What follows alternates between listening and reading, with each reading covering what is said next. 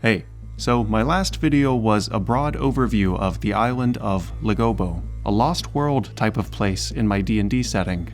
This video is going to be about the Ago, the monkeymen inhabitants of the island. If you didn't catch the last video, that's okay, you'll still be able to follow along. But if you want some extra context, feel free to check it out. Anyways, let's dive in. So, let's go over the baseline culture that's common among most of the Ago. I'll talk about the different factions and subcultures later on, so I'll start with how they're similar before exploring their differences. Firstly, where do they get their food? Like any society, the methods by which they acquire their food will have a big impact on their culture. It's arguably the most important part of a society. No food, no people. Let's start with plants, specifically agriculture. Since the Ago are at a bit of a halfway point between man and ape, I want them to have some traits of both. They're going to have things like agriculture and farming from man, so I like the idea of them having things like plantains and bananas as some of their staple crops. I know the whole monkeys loving bananas thing is a bit of a myth, though they do eat wild bananas, but in the real world, those types of fruits are absolutely staple crops for people in tropical environments. Maybe these plantains and bananas are variants with less sugar, so they're a little sturdier and healthier for the Ago compared to the much sweeter fruits we have today. Some secondary crops would probably be things like beans, gourds, peppers, avocados, potatoes, things that could grow in a tropical environment. I should also mention that, while not food, they grow other types of crops like certain kinds of gourds or cotton to be used as tools and materials to make stuff. Agriculture isn't the only way they get their plant food, though. They also forage for things like nuts and seeds and various fruits and vegetables. Speaking of gathering, let's talk about what they hunt. For the regular animals, I think they would hunt things like tapirs, big turtles, deer in the forests, and antelope in the grasslands, but since this is a lost world with exotic wildlife, I think we can include some prehistoric animals like the ones I'm showing on screen. In addition to those, I think certain smaller herbivorous dinosaurs would be hunted as well.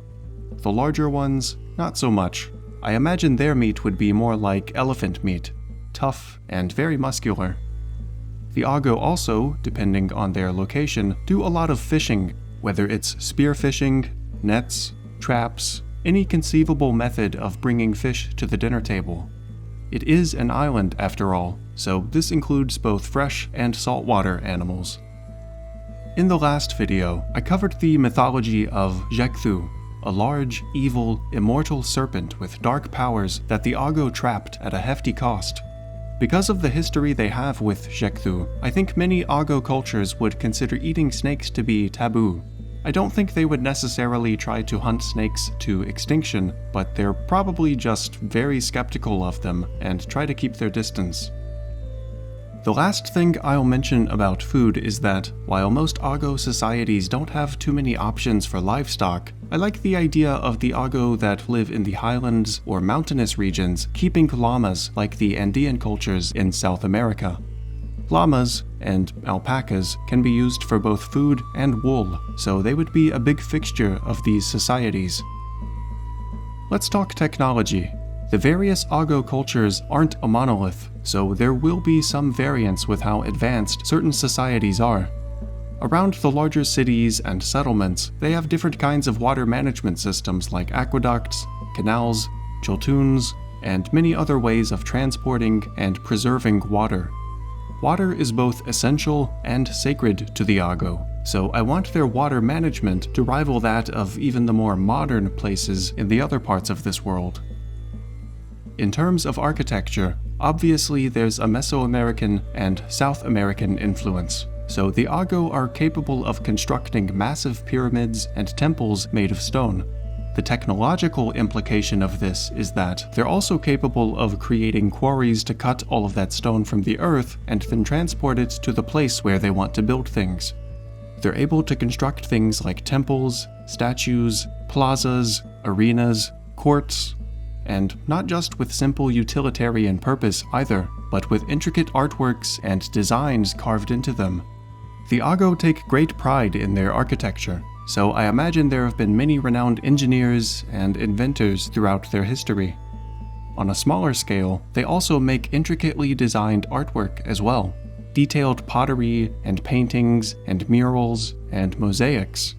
I think the mosaic style really fits with the Ago, so that's going to be a very appreciated and popular form of art among many of the cultures. For their tools, I think this is one of the areas where they're a bit behind some of the other civilizations in this world.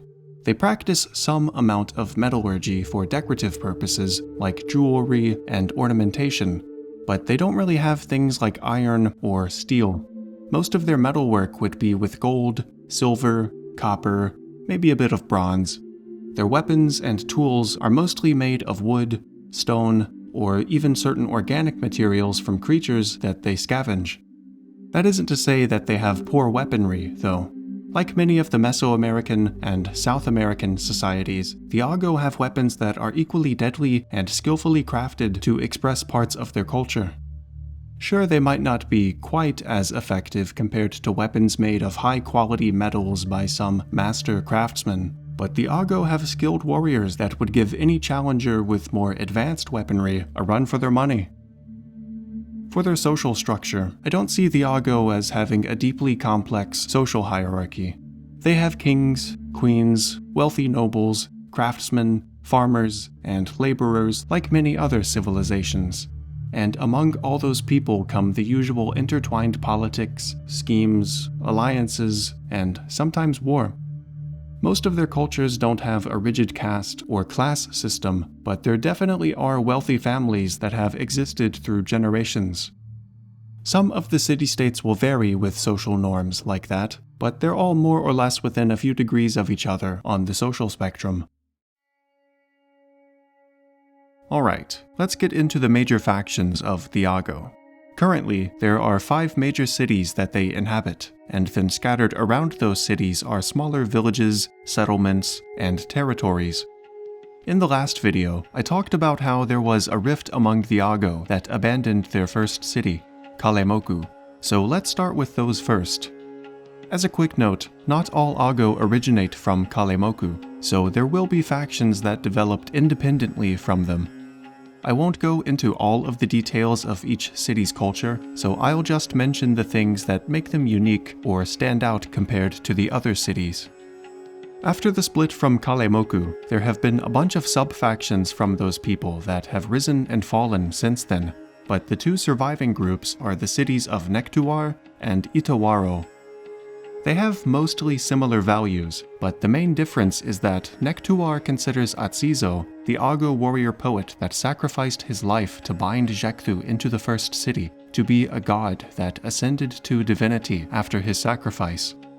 Nektuar has a culture of hero worship, with people going out of their way to perform great deeds as both a way to honor Atsizo's legacy and to try to ascend to a similar legendary status. Another way they honor Atsizo is their annual Warrior Poet Festival, where they host competitions for composing songs and poems and have a combat tournament. They also have an arena where they carve the names and faces of notable champions into the walls of the arena so they can be eternalized. In contrast, the city of Itawaro still regards Atsizo as a savior and a hero, but they don't view him as a god with equal standing to the other gods like Honari or Kwatajotawe. I imagine they still hold festivals in his name, but to a much lesser degree than Nektuar. To them, Atsizo was just like any other mortal. He lived, he died, just as Kwatajotawe intended. Any attempt to immortalize Atsizo goes against the philosophy of their creator and the natural cycle of life. This has created a lot of tension between the 2 cities, and there have even been skirmishes and small wars between them over the years. I don't think their conflicts have been purely from a religious standpoint, but it's one of the things that they've always disagreed on since both factions were established. Any other tensions get heated by the flames of this religious rift, so even small disagreements can quickly spiral into something much bigger. Moving to a more central part of the island, a lone tepui marks the transitional border between jungle and grassland, and the city of Quihueta sits at its base. If you don't know, tepuis are a type of flat-top mountain that will usually have unique life forms and species at the top due to their isolation from the rest of the world below them. This mountain is known as Mount Kauagi and is considered highly sacred to the Ago due to its uniqueness and the types of life that live there. Mainly the Macuahuitls, but also a more mechanical form of life. In a previous video, and in a much different place, I talked about the existence of a mysterious tower and an even more mysterious collection of stone men corpses around the tower. I want to expand on that slightly by having another tower here in Lagobo at the top of Mount Kauagi. But this time, instead of corpses, I want there to be a living stone man. In this setting, the stone men are a kind of mechanical people, kind of like the Warforged. They have a kind of outer plating exoskeleton made of a durable stone material, and under and between those stone plates is a rubber-like material to act as the muscles and veins and tendons. In contrast to the stoneman corpses around the tower in Tarskaf, there's only one stoneman here on Lagobo, Jobat. As far back as the Ago can remember, Mount Kauagi has been a sacred fixture of their island, but they haven't been able to reach the top until very recently, about 50 years ago, when some rocks fell away from the cliff face and cleared a path. When the Ago journeyed to the top, they found a strange environment. There were plant and animal species that they had never seen before, and there was an even stranger tower surrounded by large clusters of quartz. They also discovered Jobat, unconscious nearby, and when they poked at him, he awoke. He had some kind of amnesia and didn't know who or where he was, so the Ago gave him a name and taught him about Lagobo. As time went on, Jobat regained some of his functions, like his ability to use magic. This astounded the Ago, and he taught them how to use this magic, though he still wasn't sure how he himself learned it originally. This type of wizardry started in Quihueta, but the teachings have slowly spread across the island. Jobat's magic has been a divisive subject, especially among the societies that descend from Kalemoku, given their history with Shekthu's magical influence. Some of Kalemoku's descendants view Jobat to be a new kind of hero figure like Atzizo, while others view him with a heavy amount of skepticism and see him as a potential new Shekthu, only here to corrupt the Ago with magic. Regardless of how the other societies view him, this has turned the people of Quihueta into a kind of magic-worshipping culture, with Jobat as their new god of magic. This has caused a bit of tension with the other cities because, while those societies see him as a powerful figure, they don't consider him to be on the same divine level as Honari or Quatajotawe. For now, those religious tensions are at a manageable level, but things may change in the future. As for the tower, there don't seem to be any points of entry or exit, so no one has been able to go inside. One of the ways that they're attempting to open the tower is by creating mounds of earth in the shape of constellations. Jobat seems to think that the tower is linked to certain constellations somehow, and by mimicking them here on the earth, the tower may open. I'm basing this concept on two different real-life sites, the Nazca Lines and the Great Serpent Mound. There's a disputed theory that some of the Nazca Lines represent constellations, so I'm gonna borrow that theory for this setting. Although the constellations here aren't the same ones from our, space. So far, they haven't unlocked the tower yet, but as Jobat and the Ago develop their magic more, who knows what the future has in store. Moving to the southeastern part of the island is the city of Oboyohe. This place was constructed beside an estuary from a river that snakes its way through a big swamp. I want this city to be a little like the Mayan city of Tulum, so it's going to be on top of a cliff by the beach. The culture here is heavily based around water, so these Ago are going to be especially devout towards Honari. They believe that Honari has transcended her natural form and that she now resides in every drop of water. This means that water is especially sacred to them. Fishing is a big part of their lifestyle, whether it's from the swamp, the river, or the ocean. It's the primary way they source their food, although I imagine they do some amount of hunting and agriculture with water-based crops. This region also has the highest concentration of cenotes around the island, and those are all considered holy sites by the Ago that live there. Another big aspect of their culture is their use of shells. They're used as tools, decorations, but they also have a ceremonial use for them too. In real life, there's this thing called a shell midden, which are piles of shells that were used to dump debris or waste in, but also to sometimes deposit things in a ceremonial fashion, like tools or even burials for people. I think that's a cool concept, so the Ago here are going to do that. I also like the idea of the Ago painting shells for their middens if they're for the burial of a notable person like a ruler or a hero. The last of the 5 major cities is Chunewa, in the eastern highlands. The people in this region are usually considered isolationists. They don't like to get involved in the politics of the rest of the island, and prefer to just mind their own business in peace. However, they're more than prepared to defend themselves if necessary, and have the advantage of steep and mountainous terrain to help fortify their settlements. In terms of their lifestyle, I want them to be a bit inspired by the Andean cultures from South America. Vast, flat stretches of farmland would be a luxury in this part of Lagobo, so instead, they would take advantage of the hills and mountainsides with terraced farmland. And also, as I mentioned earlier, the Ago in this region herd llamas and alpacas. The livestock options are a bit limited on Lagobo, so I like the idea of herding camelids being a kind of specialty on this part of the island. Alright, so there's one more faction that I'm going to cover. They don't have any major cities or settlements, but they're important enough that I think they deserve a mention. The snake cult of Jekthu.